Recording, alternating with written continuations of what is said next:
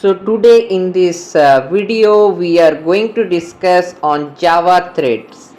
Threads are the fundamental model of program execution in a Java program, and the Java language and its API provide a rich set of features for the creation and management of threads.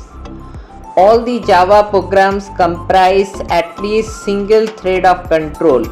Even a simple Java program consisting of only the main method runs as a single thread in the JVM. Java threads are available on any system that provides a JVM, including Windows, Linux, Mac OS. So the Java Thread API is available for Android applications as well. There are two techniques for creating threads in a Java program. One approach is to create a new class that is derived from the thread class and to override its run method.